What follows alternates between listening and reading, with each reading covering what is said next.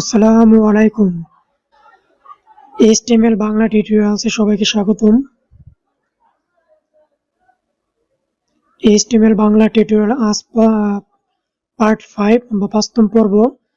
তো আমরা গত পর্বে দেখেছিলাম এলিমেন্টটা, এই পর্বে আমরা দেখব বা এই ক্লাসে আজকে আমরা দেখব এইচটিএমএল অ্যাট্রিবিউট।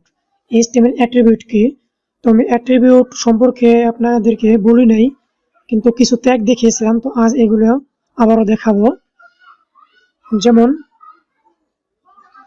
আমরা যে কোনো কিছু লিখি না কেন আমাদেরকে এইচটিএমএল লিখতে হবে। তো এইচটিএমএল ট্যাগ আপনারা যতবার লিখবেন ততবার আপনাদেরকে প্র্যাকটিস হবে। তো আপনারা দেরি না করে এইচটিএমএল যতবারই করতে যাবেন ততবারই আপনারা প্র্যাকটিস করবেন।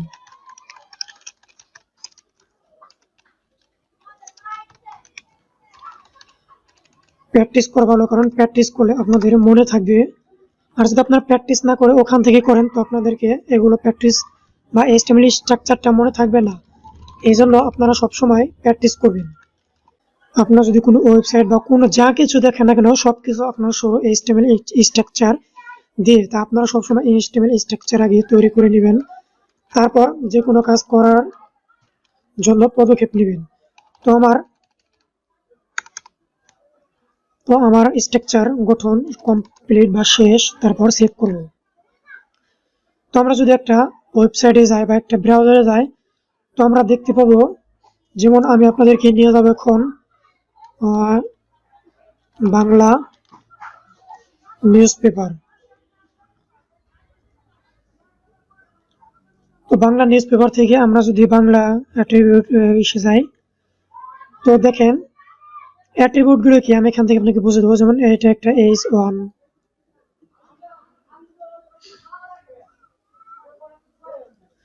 যেমন এই সাইডটা অ্যাট্রিবিউট, মানে এটা একটা অ্যাট্রিবিউট আছে, কারণ অ্যাট্রিবিউট কারণ নিচে লিঙ্ক আকারে শো করবে, এটাও একটা অ্যাট্রিবিউট। অ্যাট্রিবিউট কি আমি আপনাদেরকে আজ লাইভ সেকশনে দেখিয়ে দেবো যে এটার কাজ কি বা কিভাবে কাজ করে। তো আমরা গত ক্লাসটি শুরু করেছিলাম, তো ওটুকু শেষ করব। এখন আমরা যদি ব্রাউজার রিফ্রেশ করি তো আজ আমি অ্যাট্রিবিউট দেখাবো। যেমন আমি অ্যাঙ্কর ট্যাগ বা এ ট্যাগ দেখিয়েছিলাম, তো এ এইচ আর এফ সমান সমান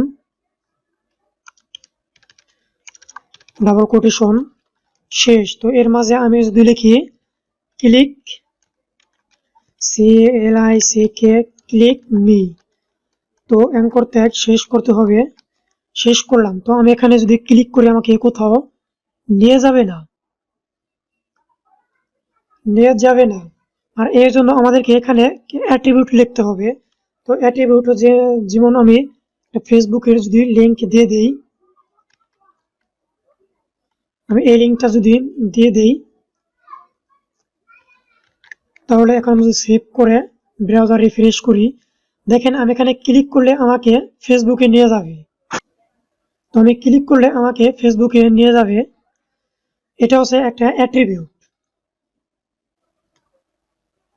তো অ্যাট্রিবিউট আরো আছে, যেমন আমি আপনাদেরকে দেখাবো এখন ইমেজ IMG ট্যাগ নিব। তবে আজ আমি নতুন একটি ট্যাগ দেখাবো, সেটা হলো IMG ট্যাগ। এটা এই জন্য আপনাদেরকে দেখাবো কারণ অ্যাট্রিবিউটটা কি সে সম্পর্কে আপনাদেরকে ধারণা দেওয়ার জন্য।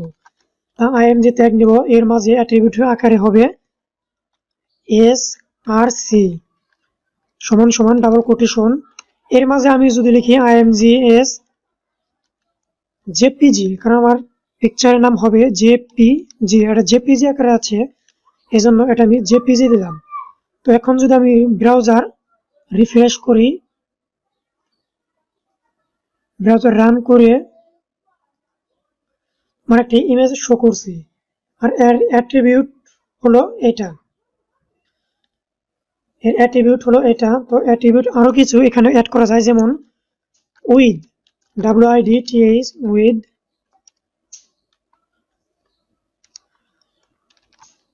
উইথ 300, বা আর আছে হাইড HAIGHT হাইড, এটাকে আমি দেবো 400। সরি, এটা কোটেশনের ভিতর হবে 400 বা 400। এখন যদি আমি সেভ করি তো দেখতে পাবেন আমার ইমেজটি আরো ছোট আকার ধারণ করছে। তো ছোট আকার ধারণ করছে কারণ আমি এখানে উইথ হাইট সিলেক্ট করে দিয়েছি। এটা একটা অ্যাট্রিবিউট। আর অ্যাট্রিবিউটটা বোঝানোর ক্ষেত্রে আপনাদেরকে লিখে দিলাম, এটা হচ্ছে image attribute.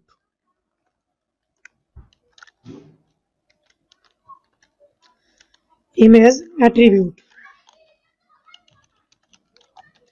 Image attribute.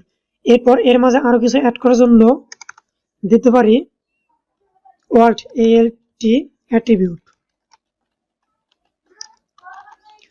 RI BUT attribute. এটা কি আমি আপনাদেরকে দেখাবো। যেমন ওটি আমি কপি করলাম IMGSRC। আপনারা যতবার লিখবেন ততবার আপনাদের প্র্যাকটিস হবে। তো আপনারা সবসময় লেখার চেষ্টা করবেন। IMGS জেপিজি আকারে যে তোমার ফাইল নেম জেপিজি দিলাম। তো এখন দেখো ALT এর কাজ কি? তো এর কাজ হলো, যেমন এটা কি পিকচার আছে, এটা একটি আছে কি পিকচার, এটা একটি ধরুন ফ্যাশন ডিজাইন, FASHON ফ্যাশন লিখলাম। এরপর আমি শেষ করলাম।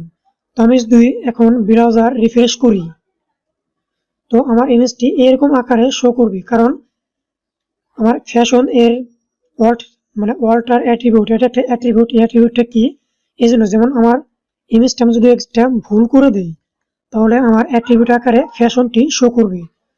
তো আপনারা দেখে নেন, দেখলে এর ব্যবহার বুঝবেন।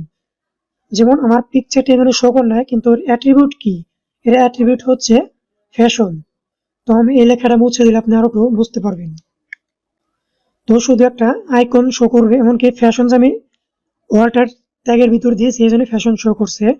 তো এটা একটা ইমেজের ওয়াল্টার অ্যাট্রিবিউট। তো এরপর আছে যেমন পি, মানে পির অ্যাট্রিবিউটটা আমি আপনাদেরকে দেখাবো।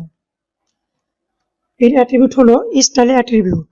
তো আমি পি নিলাম, পি শেষ করলাম। This is my country,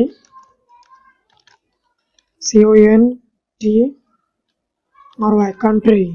P আমরা স্ল্যাশ দ্বারা শেষ করলাম। তো এটা যদি আমি এখন ব্রাউজারে রিফ্রেশ করি তো আপনারা পি দেখতে পাচ্ছেন, দিস ইজ মাই কান্ট্রি। তো এটার অ্যাট্রিবিউট কি হবে? তো অ্যাট্রিবিউট, এর অ্যাট্রিবিউট আমি দিব STYLE স্টাইল সমান সমান ডাবল কোটেশন। তো এর মাঝে যদি আমি লিখি COLOR কালার, কালার যদি এখন আমি রেড দেই তাহলে আপনারা দেখেন এর রংটি লাল হবে। তো এই হচ্ছে স্টাইল অ্যাট্রিবিউট। তো আমরা একটা ট্যাগ, যেমন এটা একটা ট্যাগ, এটা আমরা যেহেতু এর মাঝে যদি কোনো কন্টেন্ট আছে, যেহেতু যদি মাঝে কোনো কন্টেন্ট দেয় তাহলে এটা একটা এলিমেন্ট। আর এলিমেন্টের ভিতরে আমরা যদি কোনো কিছু লিখি সেটা হলো একটা অ্যাট্রিবিউট। তো এরপর অ্যাট্রিবিউট দেখলাম। এরপর আছে কি,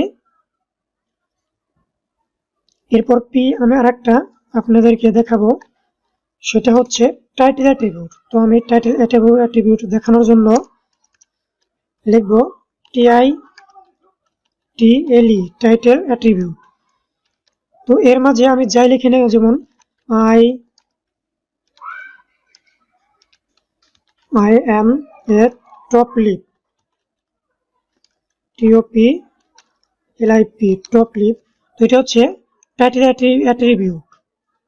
তো এটা পি মানে দিস ইজ মাই কান্ট্রি এটা শো করবে। অ্যাট্রিবিউট যে আমরা লিখছি I am a top lip এটা শো করবে না, কারণ এটা আমাদের SEO এর ক্ষেত্রে ব্যবহৃত হয়। তো আপনারা আজ শুধু অ্যাট্রিবিউট সম্পর্কে জেনে নেন। তো যখন থেকে আমরা একটি সাইট লাইভ প্রজেক্টে কাজ করব তখন আমি পুরো বিষয় আপনাদেরকে দেখাবো। আমরা ওয়েব ডিজাইন, ওয়েব ডেভেলপমেন্টে কাজ করি। আমরা যদি কাজ করি তাহলে আমাদেরকে এই অ্যাট্রিবিউট সম্পর্কে অবশ্যই ধারণা থাকতে হবে, কারণ অ্যাট্রিবিউটের মাধ্যমে আমরা পেজগুলো সুন্দর করব, এমনকি SEO ফ্রেন্ডলি করব। SEO ফ্রেন্ডলি হলো সার্চ ইঞ্জিন অপটিমাইজেশন। এটা গুগলে ফার্স্ট পেজে আনার জন্য আমাদেরকে র্যাঙ্কিং করে। তো আজ আমরা HTML 5ম পর্ব দেখলাম। তো আপনারা যদি এর আগের ভিডিওগুলো না দেখে থাকেন তাহলে ভিডিওটি আই আইকনে ক্লিক করে আপনারা আগের ভিডিওগুলো দেখে নিতে পারেন। তো আজ আমি পর্যন্ত রাখলাম। আর যারা এখনো সাবস্ক্রাইব করেন নাই অবশ্যই দয়া করে একটা সাবস্ক্রাইব করবেন।